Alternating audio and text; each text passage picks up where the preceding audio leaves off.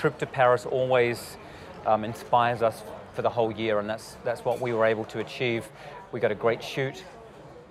We connected with some interesting people that will be particularly important for business, and we're going to leave, inspired to go on and take on the next step.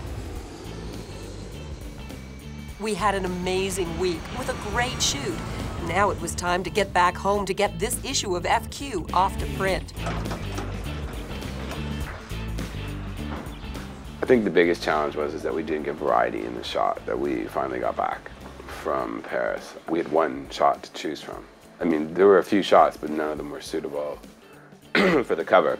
And the main challenge was making it work within the framework of our magazine. I mean, clearly it fit in with the concept of the issue because she is a muse to Karl Lagerfeld, so that only made sense. It really is a matter of the styling's a bit sloppy for a cover. I mean, not that it wouldn't work on the inside, but the hanging chain and stuff like that, it's a little too casual for what you normally do. Yeah.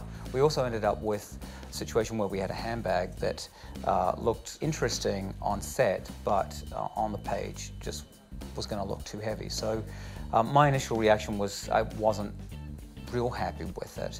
So what we can do is I've done a quick cut of it, taking it out. Yeah, and then clean it up, take all the collar out and stuff like that. And if we drop a different background in. Well, I've pulled some other backgrounds from Chanel, and we've got different things that we can try. Good. Sounds good. As Bob and the art department went to work on the cover, the rest of the team put the finishing touches on this latest issue of FQ, which promised to be our best yet. When Jeanne and I first started talking about story ideas, we just felt that we had some really strong things to say in terms of the fashion industry and relationships. And then you just sort of start spinning it in a million different ways from there.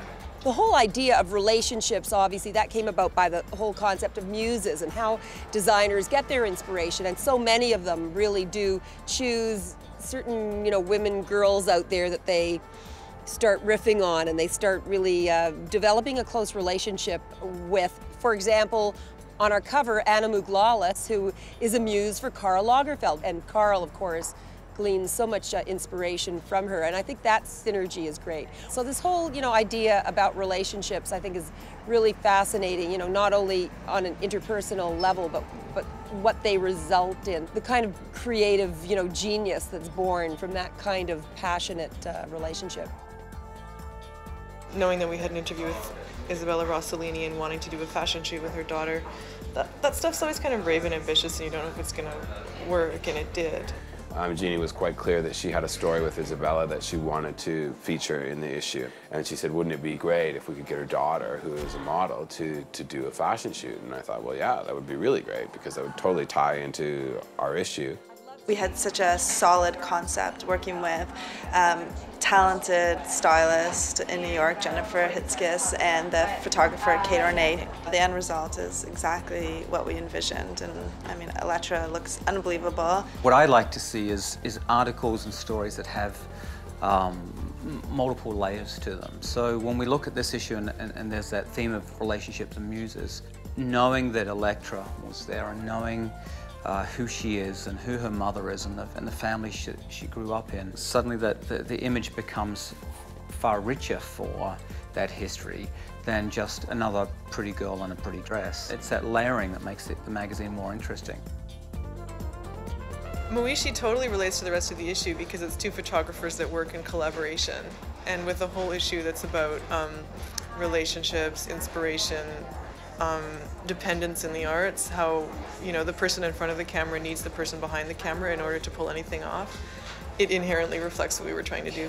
When we shot the Moishi photo shoot in the gallery with the artist's work behind it, it was like you could really see the synergy between the artist and the gowns that we shot, and totally the whole theme came together.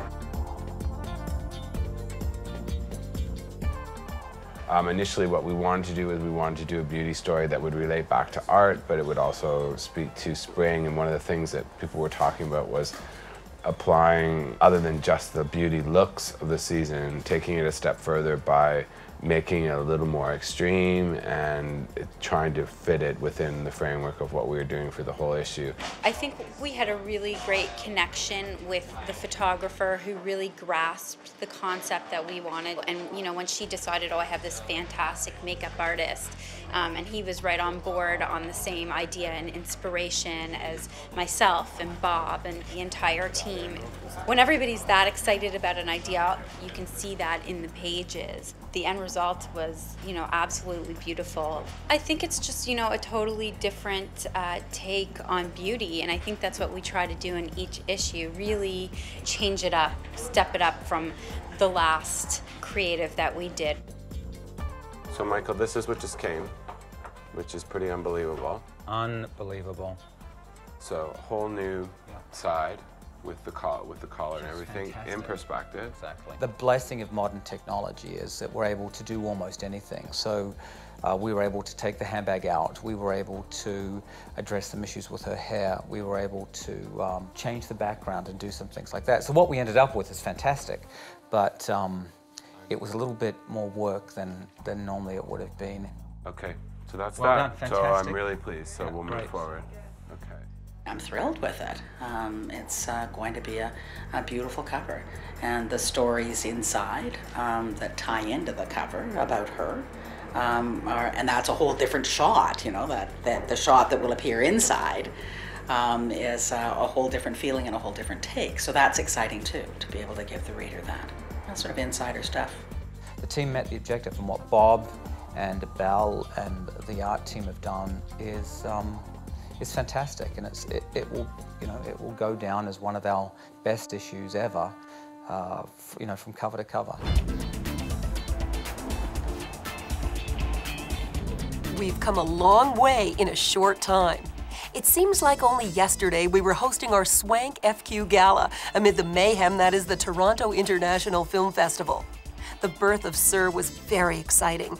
We were fortunate to interview Al McPherson for the inaugural issue. Also, having Tom Ford on the cover was a real coup, not to mention the scoop that he gave us on his long-awaited return to fashion. Later, we went to Colombia for an exotic shoot in paradise.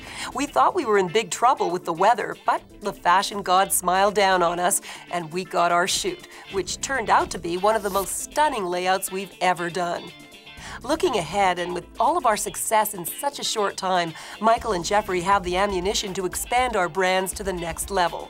And that is an exciting prospect, taking our vision international.